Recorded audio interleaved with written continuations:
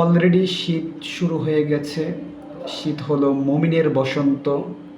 আল্লাহ তাআলা এই শীত আমাদের সকলকে উপভোগ করার তৌফিক দান করুন এবং এই শীতের মধ্যে আল্লাহ তাআলা আমাদের সকলকে সুস্থ রাখুন।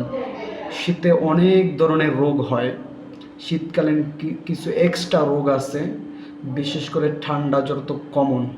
তারপর অনেক ধরনের রোগ হয় শীতকালীন। তো আমরা সচেতন থাকবো শীতে। শীত অবশ্যই উপভোগ করব। শীতের পিঠা খাবো আমরা গ্রামে গিয়ে, এবং শীতে যে শীতকালীন কিছু খাবার পাওয়া যায়, শীতকালীন কিছু ফল পাওয়া যায়, সেই ফল আমরা অবশ্যই খাবো। কিন্তু তার পাশাপাশি আমরা সতর্ক থাকবো যাতে ঠান্ডাতে আমাদের কোনো সমস্যা না হয়। তো এবছর যতটুকু আমি নিউজের মাধ্যমে জানতে পেরেছি, শীত একটু লেট করে আমাদের শুরু হচ্ছে, আবার শীতটা একটু লং টাইম থাকবে আমাদের দেশে, এবং এবার নাকি অনেক প্রচুর পরিমাণ ঠান্ডা পড়বে। তাই আগে থেকে আমরা পোশাক, তারপর যা কিছু আছে সমস্ত কিছু আমরা আগে থেকে গুছিয়ে রাখবো, যাতে আমরা শীত উপভোগ করতে পারি এবং শীতে সতর্ক থাকতে পারি এবং সুস্থ থাকতে পারি। অবশ্যই সুস্থ রাখার মালিক আল্লাহ তাআলা।